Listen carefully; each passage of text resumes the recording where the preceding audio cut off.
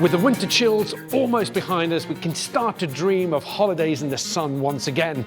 And all-inclusive getaways are one of the most popular amongst British holidaymakers. Holiday companies offering flights, accommodation, food, drink, evening and night entertainment, all for one fixed price. Well, that sounds like a disastrous business model. We're going to show you the secrets behind how tour operators, airlines and resorts can offer such cheap all-inclusive deals and still turn a profit. And we reveal those lesser-known techniques those companies have developed to deliver value for money without losing that high-end holiday vibe.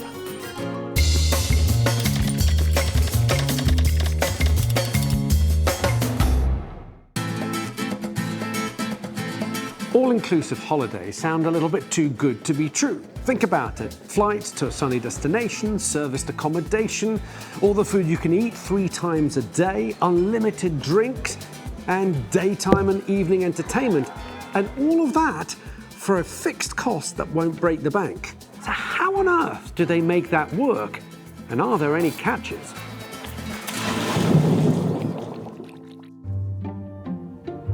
Now let's start where you start when you've decided that all-inclusive is for you, the tour operator. There's lots of them out there, all shiny and enticing, and they're all after your business.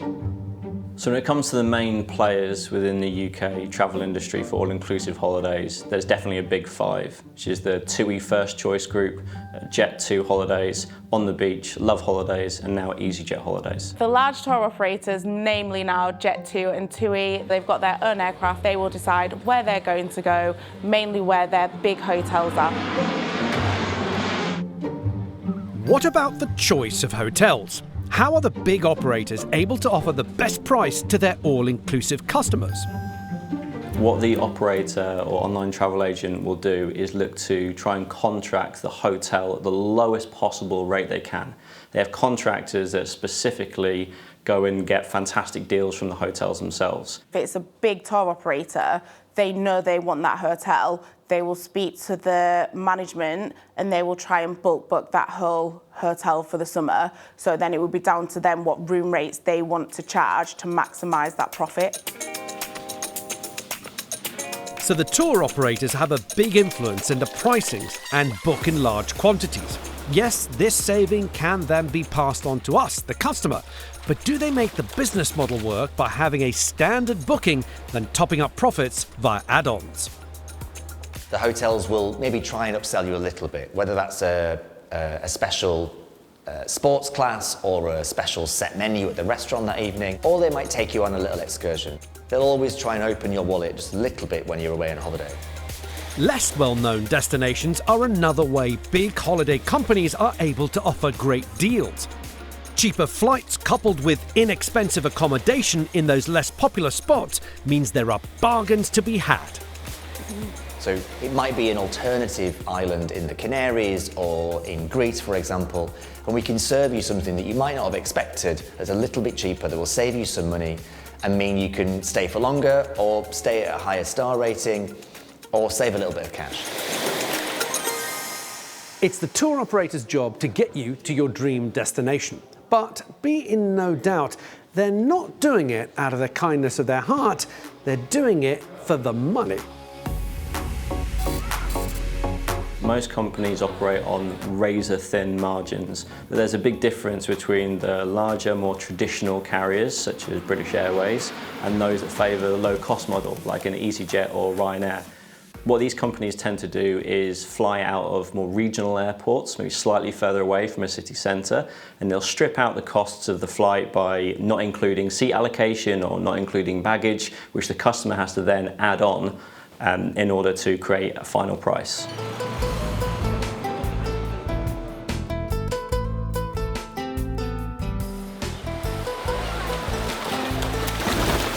Operators make a few more quid by charging extra for things that you'd probably get as standard on a long-haul flight. But they're also savvy about where they fly from. Regional airports can work out way cheaper than big internationals. If you have a flight that, for example, takes off at 6 a.m. from Stansted, that's going to cost a lot less than something around a nice lunchtime slot out of Heathrow. There are many red-eye flights taking off from regional airports around the country. Planes leaving early won't pay the same levies as later flights. Think of these like peak and off-peak train tickets. These are serious savings, but the price of your flight can also depend on what time you land at your destination. So if you're on an early flight and you're going to Eastern Mediterranean, so such as Greece and Cyprus, you're actually landing at a prime time, so the flights might be slightly more. If you are going on a late flight, they are generally cheaper because you are missing most of the first day of your holiday. Cheap flights are one way that operators keep the cost of the holiday down. Great, so long as you don't mind what time you fly. But does bargain basement mean bog standard?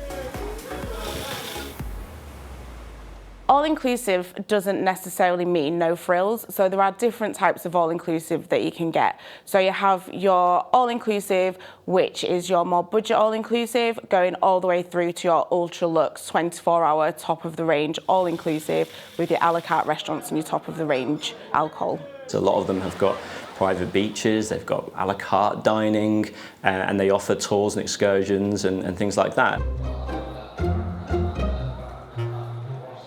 Now, one of the major gripes of holidaymakers when it comes to flying comes down to allocation of seats and luggage. Small things, but they can make a big difference. The model of the low-cost airlines is to keep things as light and as nimble as possible.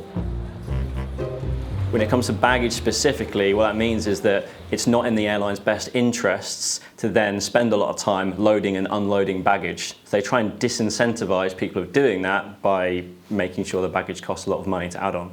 This is usually to offset the price of additional fuel, because when they first start looking at the package prices, they will calculate the average bag per person that's going on the aircraft. When it comes to booking flight seats, TUI and Jet2 have an advantage because they have the inventory themselves, so they can manage availability and they can manage how much they want to sell that flight seat for a lot easier than On the Beach or Love Holidays, for example, who don't own the plane, they don't own that flight seat. The reason that tour operators generally charge is so that you can guarantee to be sat next to each other on the aircraft, and it is also a way to generate a bit of extra revenue.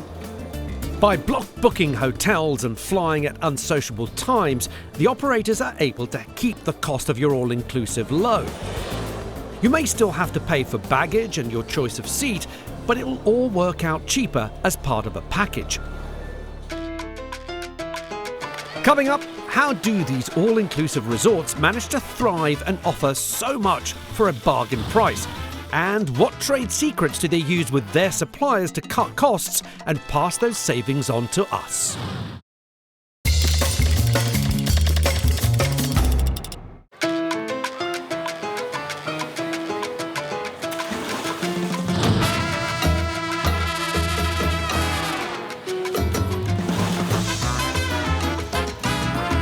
All-inclusive packages are one of the favourite types of holidays for Brits heading abroad. A gateway where you pay for everything up front and you never have to stick your hand in your pocket whilst you're away. We've got a good idea of how it works when it comes to our flights, but there's a whole matrix that I've heard tour operators use to constantly track prices and find the lowest deal.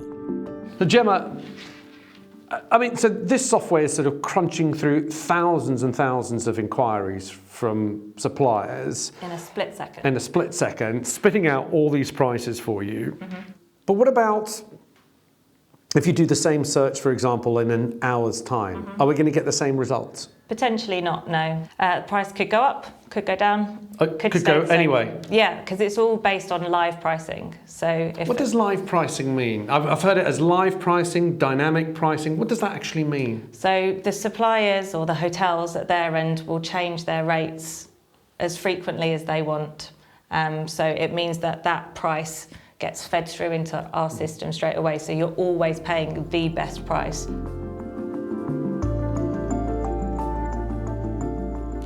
If you didn't have this software and you were your kind of traditional high street travel agent, Yeah. how would you be doing the equivalent?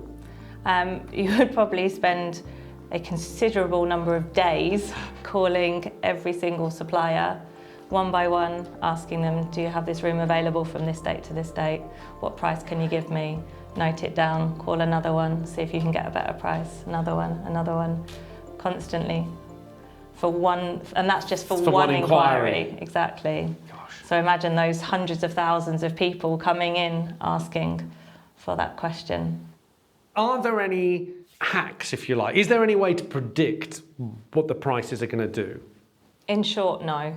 Right. Even you don't know. No, exactly. Right. I think there was historically a trend to people thinking, oh, if I book last minute, I'm going to get the best price, the best deal. I think those days are not where they used to be. If you want a specific thing, then it's better to book earlier because you're guaranteeing the holiday that you want at a price you're happy paying.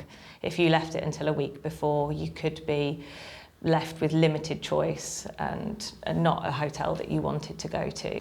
On your website, what's the most popular type of holidays? All-inclusive, the king? Absolutely. Right now, all-inclusive Really? is the most popular type of holiday that we've seen. So we're seeing at the moment around 42% of all of our bookings are for all-inclusive holidays. Wow. And for families as well, it's even higher. It's at around 57% of what they're booking. And what do you put that down to? I think the cost of everything right now is going up. I think people want to know that whatever they're paying now is all that they're ever going to have to pay on that holiday. Right, so it's that security of knowing that's my budget, that's how much it's going to cost, no more. Exactly, and if exchange rates fluctuate or any other costs go up, that your holiday is still going to be that price.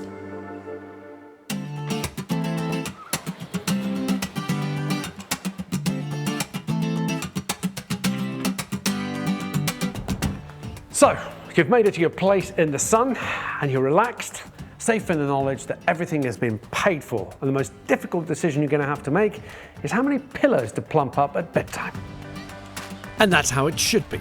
A place to kick back for a week or two, a little bit of home from home. Isabel Dueva and Ivan Romero run the Agua Azul resort here in Benidorm. When it comes to all-inclusive guests, are the majority of your guests here in Benidorm and in this hotel British? British, yeah, they're British. Yeah. So big part of the economy. Okay, so let me understand, because the British people want to understand how the all-inclusive business model works. And who agrees the price per person? Is it you guys or is it the operator? No. After big discussions, normally it's us who set the price. If you come with a package, that means with the airplane, with the transfer, with the hotel, then you have a little bit more of discount on the price. If you take the plane by yourself, the transfer by yourself, and you just buy me the hotel, then the price, our price is a little bit higher. Hotels like this typically have upwards of 100 rooms. Full occupancy keeps the prices low, and those savings are passed on to the customer. You know that in the summer you're going to be very busy. But if you happen to have vacancies, how do you make sure you fill those rooms? Depends on the month, but normally it's better for us to have the room empty. So less air conditioning, less lights, less showers, less staff. Do you have to think in advance about how many people you need? When the hotel is full, we have around 45 workers. Now maybe 25, 30. Staff costs are a big outgoing, so knowing when they need the extra help allows Isabel and Ivan to budget effectively to shoulder the cost and not pass them on to us.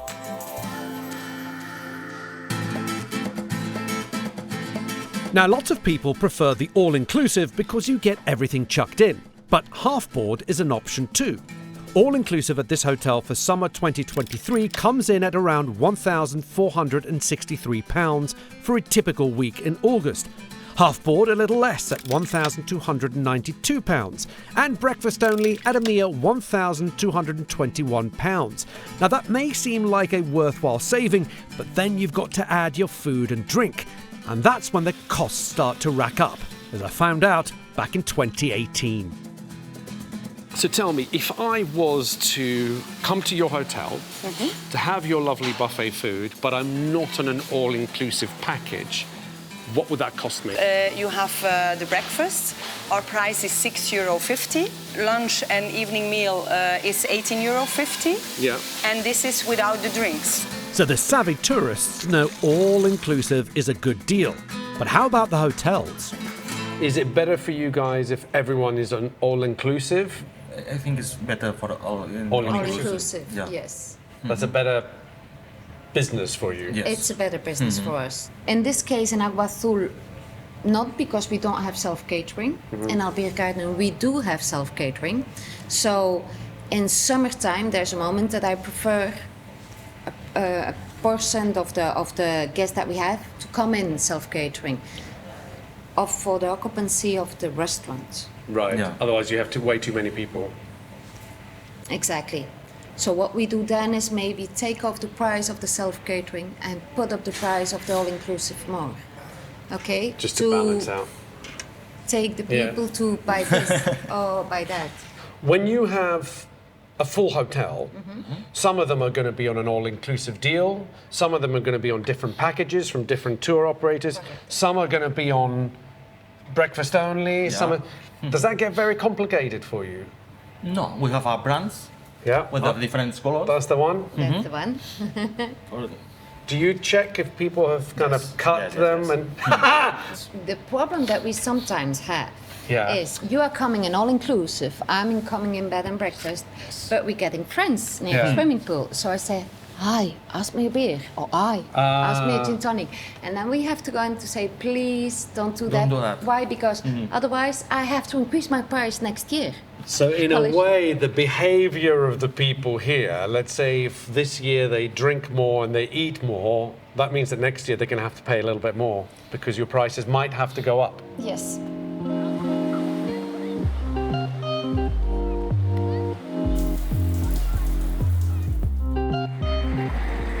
Right, you've checked into the hotel, and now comes the time when you can look at your room for the first time. Very exciting, because after all, you're going to spend about a third of your holiday in your room. So you really are hoping for maximum creature comfort for your cash. Let's have a look. I've got one of these fancy things. Ooh, nice. Right, I'm going to start off with a siesta. Bye. Those swanky little touches like nice soaps, crisp sheets, walk-in showers and the like make all the difference to your holiday. But again, it will all depend on your all-inclusive package. Hotel chains, due to budgets, what you'd get in a 5-star hotel will totally be different to a 2-star hotel with regards to, say, shampoos, conditioner. These little extras come at a price, but the cost is absorbed into your all-inclusive. The more expensive the package, the more luxurious the little touches will be. Makes sense. But whatever you're paying, you're going to be expecting clean laundry at the very least.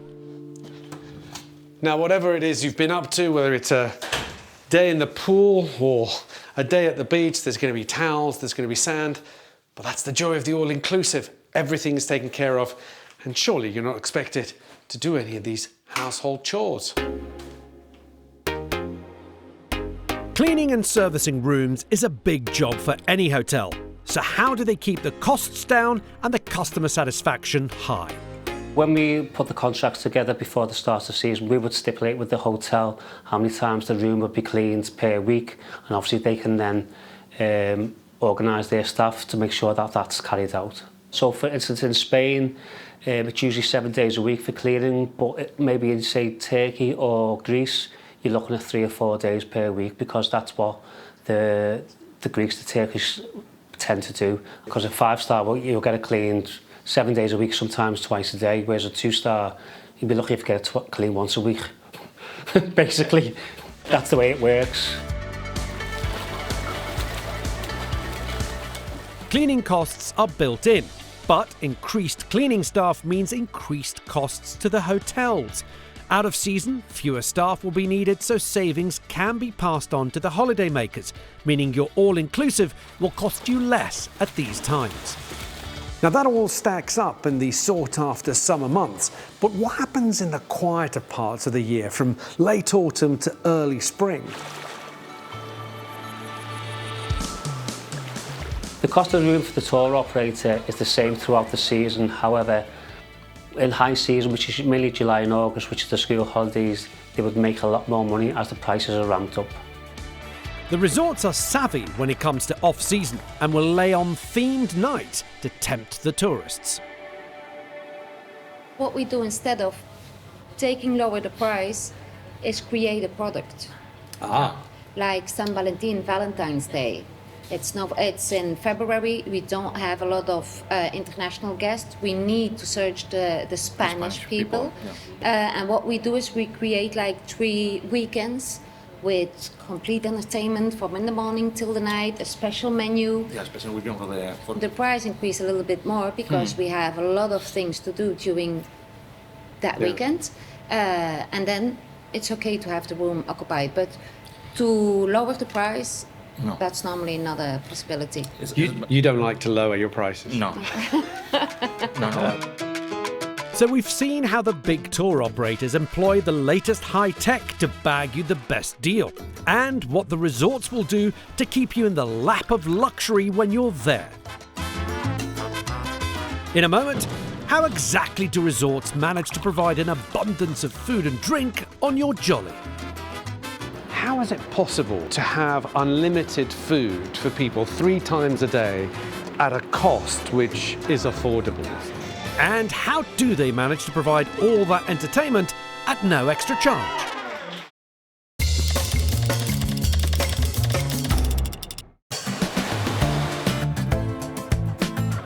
It's no wonder all-inclusive holiday packages have become a huge hit with Brits. From beers to buffets, cocktails to karaoke, everything is on offer for one upfront price. I've managed to get some tricks of the trade when it comes to booking the flights, but how do resorts manage to deliver everything for such a competitive price? Let's start with one thing at the top of most of our lists, the food. I can imagine if we'd actually had to pay for but if we'd have had to pay for it, we wouldn't have ate that much.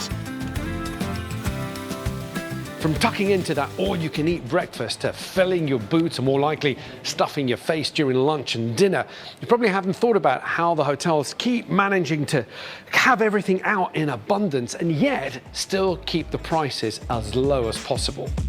I'm at a resort in Benidorm to find out more, and we'll begin with the food on the menu. What they choose to actually buy is all part of their strategy.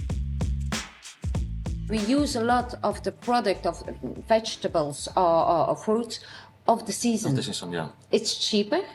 You give something special in your menu and people like it.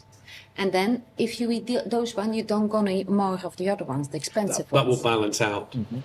You're planning on sticking with your fat club while you're away then? You're planning on being happy? Calories don't count on vacation.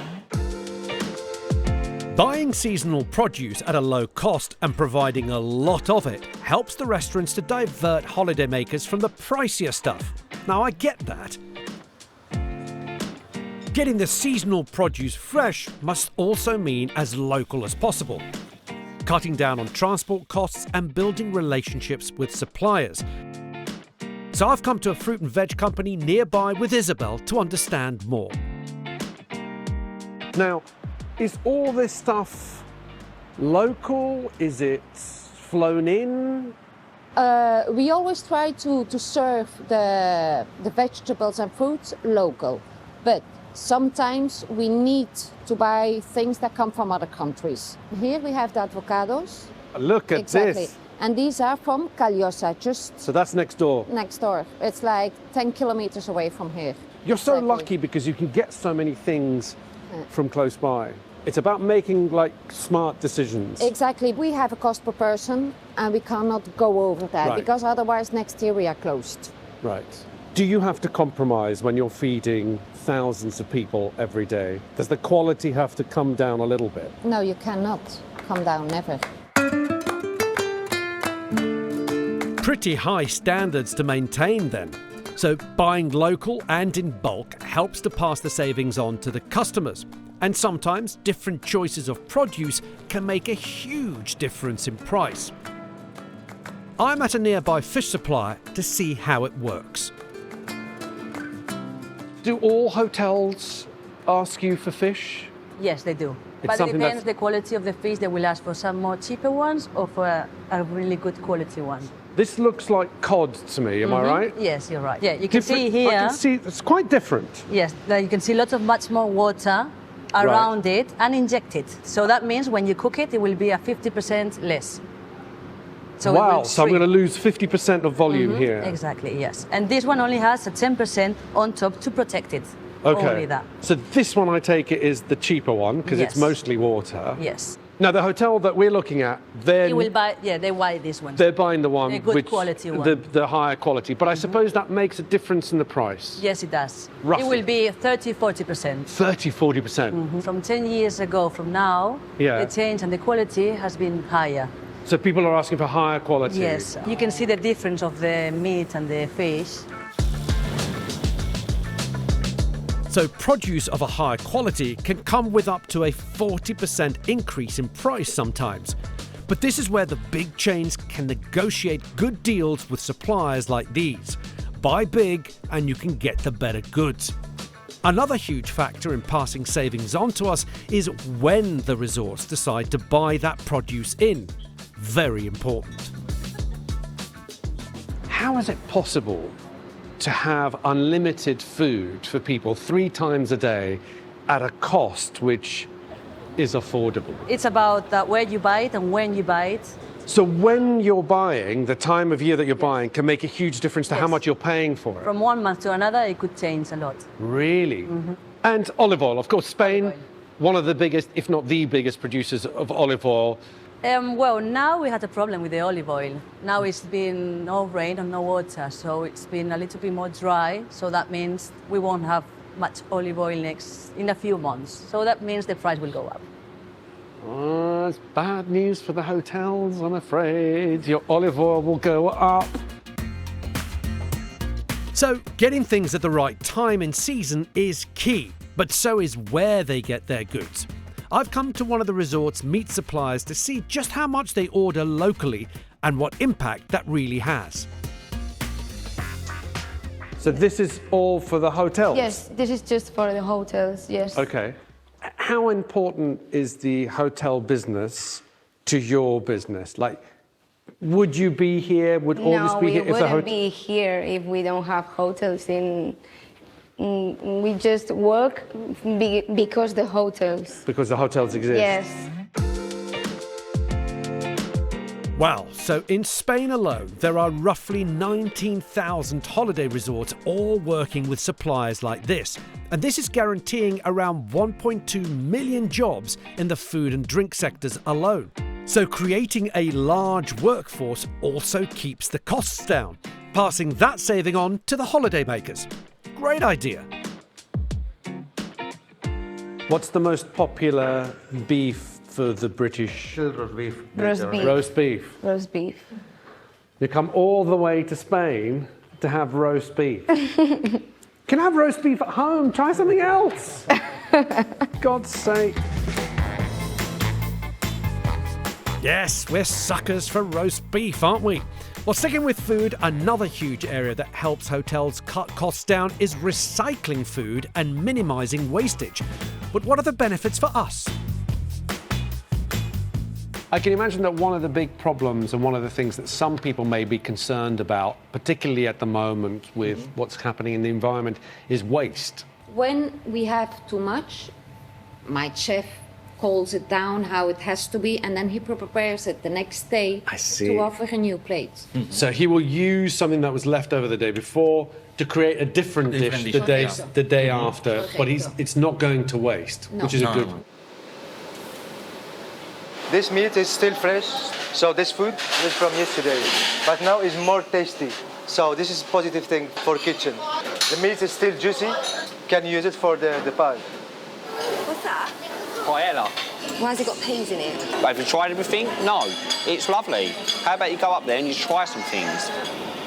Customers should be comforted if they see food on a buffet that they feel has been recycled. It shows they're controlling what they're doing with things in the kitchen and being smart enough to know how to incorporate any element of food waste into a fresher dish on the day. The European Food Standard Agency requires that all business operators provide a level of food safety training to all food handlers and food staff. But in Europe, for example, it is a legal requirement to have also an allergen training certificate. It is much more stringent in a lot of places in Spain, for example, than what you get in the UK. Well, there you have it. In Spain, at least, if your all-inclusive is reputable, your food has to be safe by law. And being clever and reusing certain food can mean tasty options and savings for holidaymakers. Now, it's fair to say that one of the most important parts of an all-inclusive holiday, particularly for the tipple-loving Brits, is the drinks package. We've had vodkas all day. I think I've had 5 vodkas today down there. Now, after a day of soaking up the sun, and for some during the process of soaking up the sun, they like to visit the bar. A lot. But are we compromising in taste and quality by being given cheaper, lesser-known brands because it's all-inclusive? On a previous trip to Spain, I propped up the bar of the Puente Real Hotel in Torremolinos, all in the name of research, of course. I know that you can have anywhere from 800 to up to 1,200 people in the hotel. Yeah. So how many bottles do you have to stock to make sure that you don't run out of drink? It's a lot. Per week, normally 50 barrels of beer or 50 liters each, 1,000 bottles of wine, and maybe 1,500 bottles of spirit drink. And is there a limit to how much I can have? Can I have the whole bottle? You can order per time, 2 drinks per time. The reason is for have a quick service, for don't have a big queue. So after 11 o'clock, I can still drink. You can still have a drink, but then I have to pay for it. Yeah, it's after extra. 11. Okay, on the top shelf. Now these I recognise. I see brands that I've seen before. Yeah, the international spirit drink. Okay, you can order 2 with the whole inclusive, but for that you have to pay, for example, Southern Comfort, the price is $5.90, and with your band you pay only $2.40. Okay, so you get a heavy discount. Yeah, you pay 40% of the price. Okay, Julian, we've set up a little taste test. The reason being, I've heard a lot of rumours that the local alcohol is very different. It tastes different, and it's a lot weaker in alcohol content than the international brands. So, hit me first. Let's start with the whiskies. Give me the local one first. Okay, the local one. Okay. All right, not too much. Fine. Okay. I'm going to do the rest of this. Okay. Quite smooth. DIC you can buy in all supermarkets, buy everywhere. So this is like a very well-known Spanish this one, whiskey. Okay, let's go for that's probably one of the most well-known blended whiskies.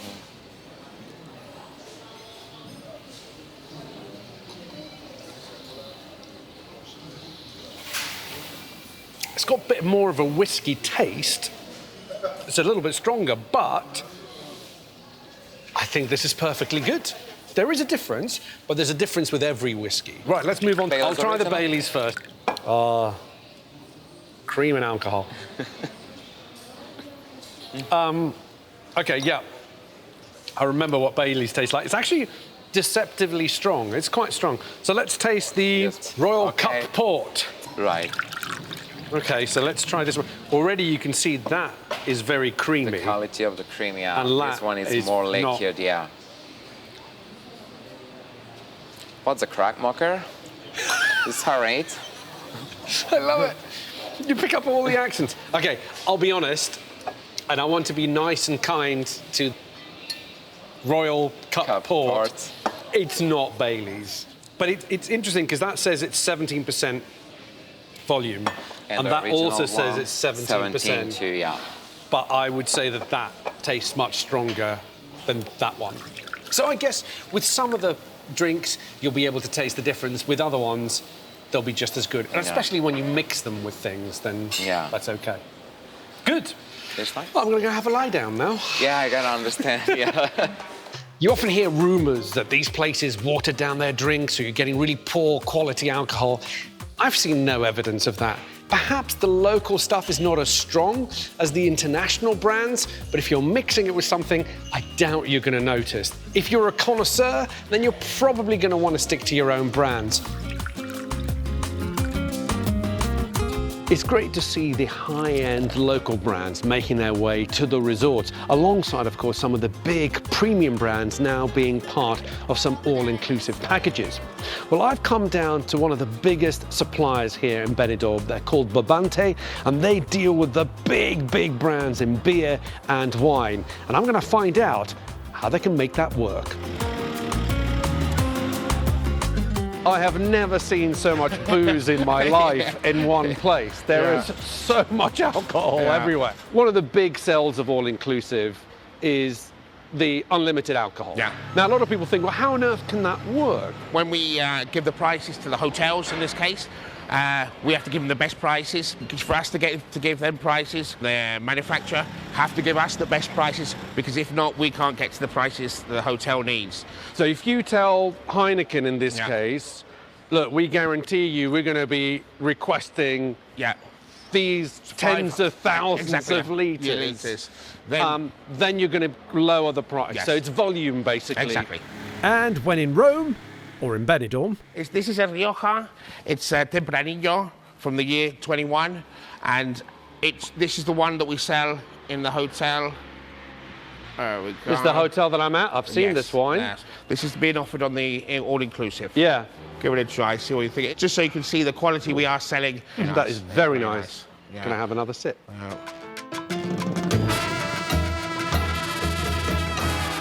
Coming up, from poolside games and musical extravaganzas, how do the hotels entertain the guests without breaking the bank? And I dive behind the sequined curtain to get the inside story of resort entertainers.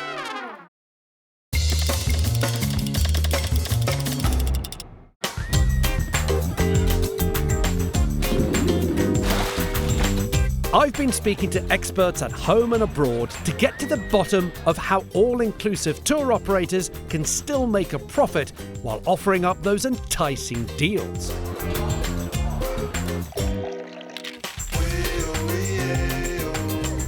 On an all-inclusive holiday, everything you could possibly want is right here at your fingertips. Your food, your drink, your pool. The chances are you're going to be spending most of your time around the hotel and the grounds.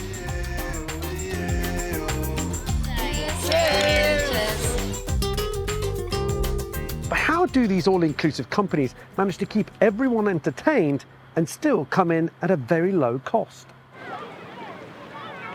You offer entertainment every night. Yes. And every day, you know, things to do in the pool, things to do in the bar at night.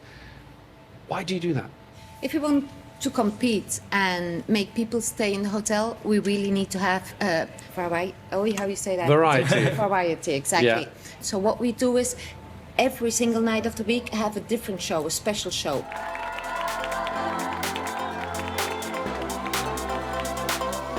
It may look easy, but the entertainment is planned well in advance.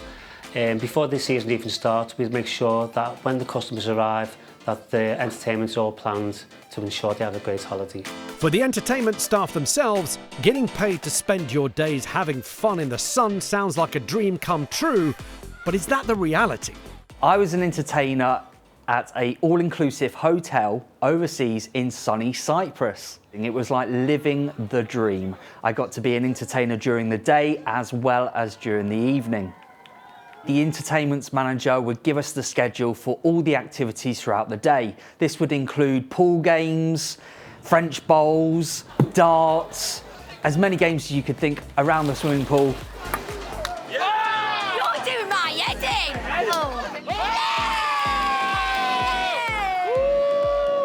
It's hard work, but we do it for the love of it. Now, if you're feeling a little bit more adventurous, some hotels offer excursions away from the resorts. Now, some of these may be included in your all-inclusive price, but for others, you may have to pay a little bit extra. And that means that someone somewhere is making money.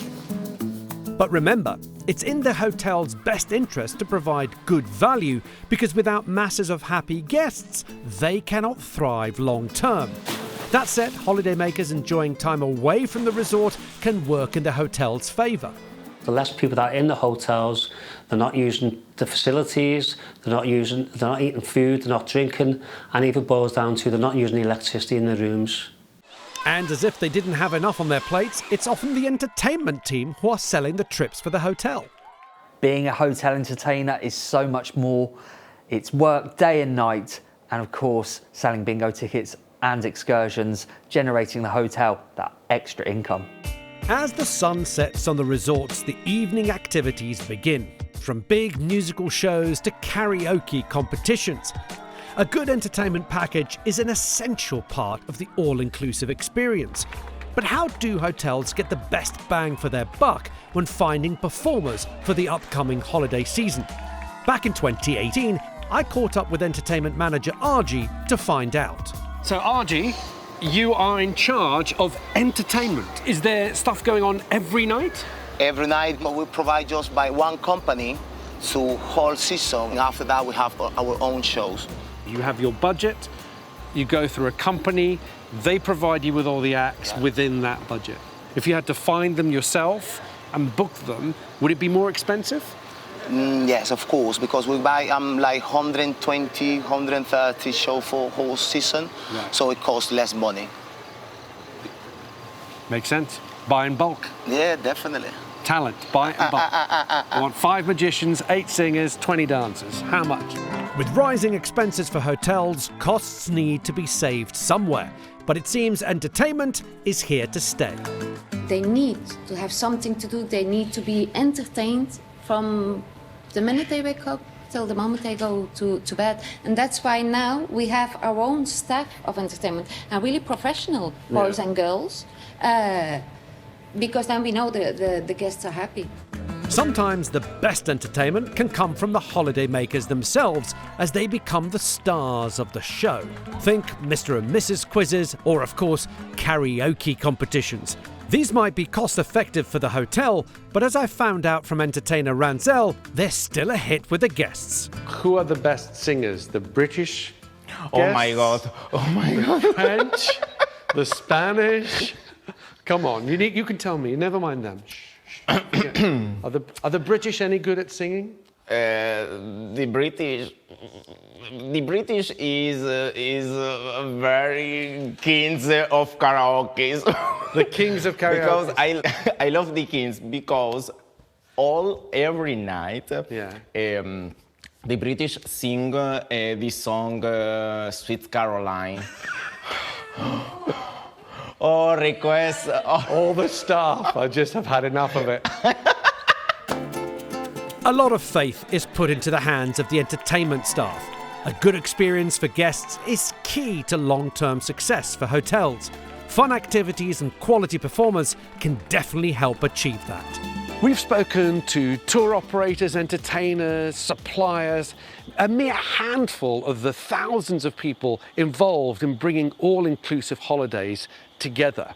And what we found out is they really can make a difference to your holiday. They really can save you money in certain aspects of your holiday. But ultimately, they're here to make the experience better for you. Because if it's better, then you're going to come back. And the more people come back, as this business relies on volume, that's the way they're going to be able to maintain those cheap, low and affordable prices for years to come, continuing the tradition of all-inclusives being one of the Brits' favourite type of holiday.